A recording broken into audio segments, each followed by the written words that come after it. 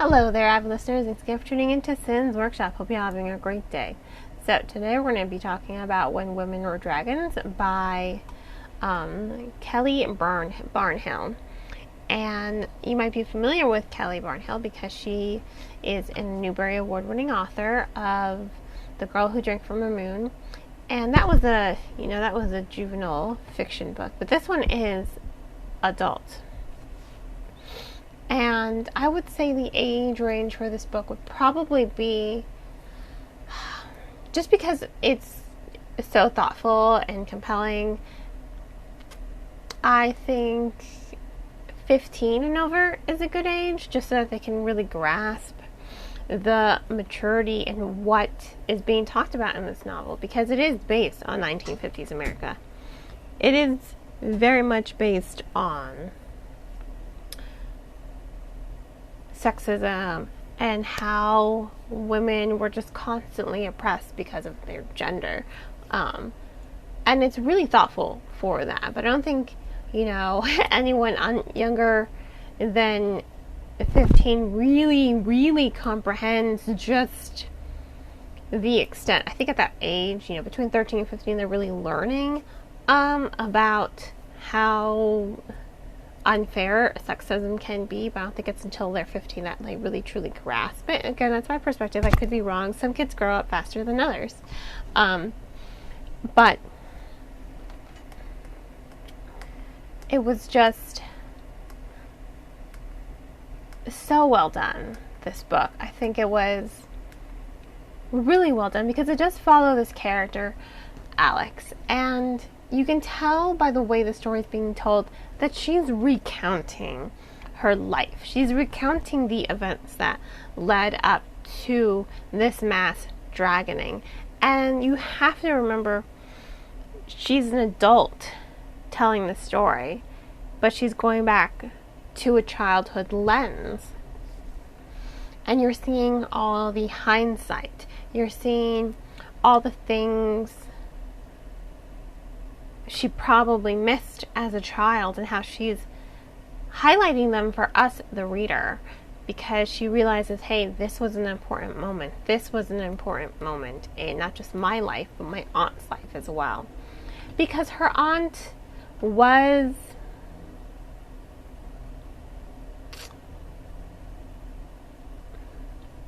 I want to say she was part of the LGBTQ community. I don't want to say she was a lesbian because I'm not completely sure, and I don't think it matters, but she was a part of the LGBTQ community. And, just think 1950s America. Was that kind to anyone in the LGBTQ community? No. Not that that's saying much for today, but whatever. But it was worse. It was always worse. But even her mother, who was a genius, who was great with knots and magical knots and mathematical equations, who could have been so much and done so much with her life, she was restricted because of her gender. And her aunt likes to remind her mother of that quite a lot. You get to see what her aunt is trying to do. Her aunt is trying to tell her, her Alex, our character, her aunt is trying to tell her, hey, your mother let them stop her because of her gender. I don't want you to let them stop you because of your gender. You can be as good as any man out there, even better, just like she could have.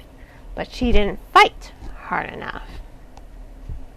You respect her aunt for that, but it does awaken a lot of old wounds for Alex's mother, and you get to see that there is this push and pull, this love and anger and resentment that does linger between the two of them, because Alex's aunt wants so much more for not just her sister, but for her own daughter and her niece as well. She wants so much more for women in general.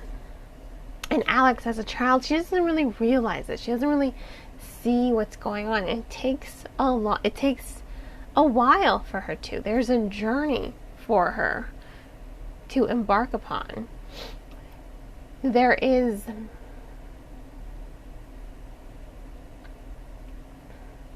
an awakening, I want to say. There's an awakening for her.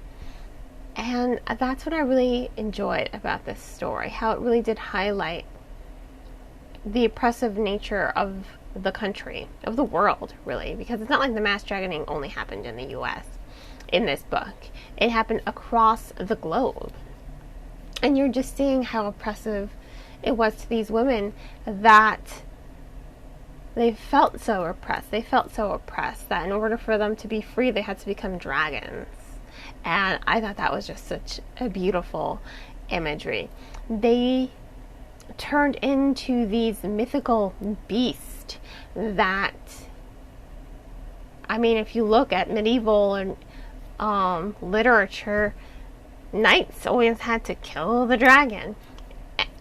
So, I mean, it's very compelling, and it's really thoughtful. I'm trying to wrangle my thoughts for this book because I'm looking at my notes and they're like all over the place. I could probably spend hours talking about this book because it was so well done. And ever since, that mass dragoning, Alex's mother adopts her niece, and she's like, my sister never existed. We do not speak of her. She does not exist. We do not say the word dragon. We do not mention the mass dragoning. Nothing, right? So she has to kind of come to terms with a very overprotective mother, an absentee father, and the lies that just start piling. My cousin is now my sister. My cousin is my sister. My aunt never existed. It just didn't happen. So you get to see her struggle as she's writing this story, as she's recounting her life, Alex. You get to see how she's just like, lies. I'm sorry. B is not my sister. B is not my cousin. She is my sister. I never had an aunt. That becomes really repetitive really early on after the events. But it speaks volumes. She was again restricted. She was oppressed by what society deemed what was appropriate, what was allowed, what was not forbidden. She's being compelled to think what society wants her to think. And she's in danger of falling into that trap that her mother fell into, of letting society dictate how far she can go because of her gender. Can she have a job, a real job, more than just being a secretary or a paralegal? Can she actually take the position that would normally be given to a man? She wants to fight for that, but she doesn't know how. And there's also an allegory here. I don't know if it was intentional. Maybe I was reading into it too much, but there is this allusion to the acceptance of transgender individuals between Alex and B, because B wants nothing more than to be a dragon. She's like, no, I'm a dragon, I'm a dragon, I'm a dragon. And you constantly have Alex saying no, inappropriate, unacceptable. And it's just a really powerful scene, especially when she tells B, her cousin slash sister, when she tells her slash daughter, considering she has to raise her, when she tells her, be exactly who you want to be. Be free. Be free to be who you are. I will love you no matter what. And she apologizes. I mean, it's such a powerful and moving scene when she just apologizes profusely and be like, I'm sorry I've been keeping you. I'm sorry my selfishness has been keeping you from being this person that you want to see, that you want to be, that you are on the inside. And it's a beautiful scene. It is a remarkable scene. And I was just blown away by the beauty of the storytelling and the feminism and how powerful and thoughtful and empowering it was. The book is encouraging us women, anyone really, it's encouraging its readers to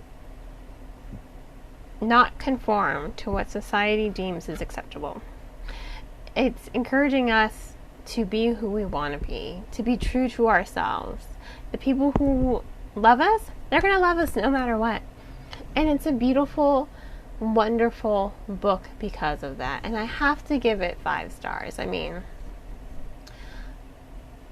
it's so funny. Someone came to me at work and at the bookstore, and she's just like, I need something to read. She's like, I just got out of this bad breakup and I need something for me, and I need something that's empowering. And I was just like, here, take this one. And you know what? She came back a couple days later. She's like, oh my God, you saved me.